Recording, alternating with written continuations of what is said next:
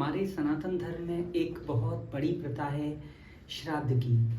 जो श्राद्ध कर्म हैं वो 14 दिन के होते हैं और इस बार 2023 में ये 29 सितंबर से शुरू हो रहे हैं, यानी 29 सितंबर से जो 14 अक्टूबर तक चलेंगे।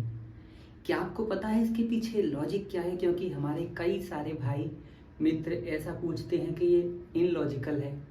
लगता है वे कुछ ज़्यादा ही पढ़ गए हैं और वे इतना पढ़ गए कि हमारे जो ऋषि मुनि हैं, सनातन संस्कृति है, उस पर ही वो लोग प्रश्न चिन्ह लगाते हैं। तो मित्रों, ये पूरी तरह लॉजिकल है, क्योंकि धर्म ग्रंथों में यहाँ तक कि गुरुदेव भी ऐसा बताते हैं कि ये श्राद्ध कर्म जो हमारे पूर्वज ये शरीर को छोड़ करके चले गए हैं, उनके निमित्त दान किया जाता है और जो हम यहाँ पर भोजन दान करते हैं वो उनको प्राप्त होता है।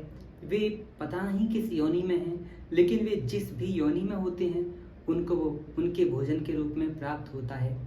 श्री देवरा बाबा सरकार जी ये बताते थे, बच्चा, जिस प्रकार अगर कोई यहाँ पर पृथ्वी लोक पर कोई व्यक्ति अगर किसी कछुए को आटा डालता है इन श्राद्ध कर्मों के, इन पितृ पक्षों के दिनों में, तो वो आटा खाएगा तो कछुआ, लेकिन जो जीव वो आटा डाल रहा है कछुए को, उसके पूर्वजों को उनके भोजन के रूप में प्राप्त होगा। ऐसा मानेंगे जैसे अगर हम यहाँ किसी कछुए को आटा देंगे तो हमारे जीव, हमारे पूर्वज अगर किसी भी योनि में हैं, मान लीजिए वो शेर की योनि में है, तो वही आटा उनको, शेर को, एक मांस के लोथड़े के रूप में, यानी उसके भोजन के रूप में प्राप्त होगा। इसके पीछे ऐसे कई सारे लॉजिक दिए जाते हैं,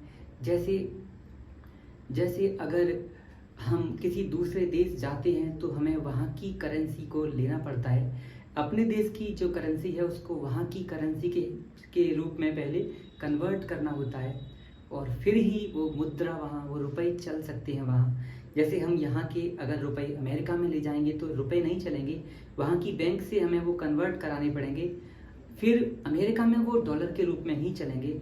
इसीलिए हम जो भी यहाँ करते हैं दान पुण्य, वो पुण्य ही हमको परलोक में हमारे साथ होता है। हम यहाँ पर जो मटेरियल चीज़ें, रुपए, पैसे, धन, जमीन, ये सब इकट्ठा करते हैं, ये हमारे साथ, इस शरीर के साथ कुछ भी नहीं जाता, क्योंकि शरीर भी पंच तत्व में विलीन हो जाता है। लेकिन हमारे शरीर के द्वारा जो कर्म किए गए हैं, जैसा भगवान श्री कृष्ण जी ने बताया है कि कर्म कभी नष्ट नहीं होते। कर्म 3 प्रकार के होते हैं, सत्वगुण, रजोगुण और तमोगुण। जो जैसा कर्म करता है व्यक्ति, उसको वैसा ही फल प्राप्त होता है। सत्वगुण में किसी की हेल्प करना, किसी के साथ परोपकार करना, सबके साथ अच्छा व्यवहार करना। रजोगुण में अपने मतलब का ना तो किसी से लेना ना किसी से देना, यानी एक बैलेंसिंग एक्ट करना रजोगुण में आता है।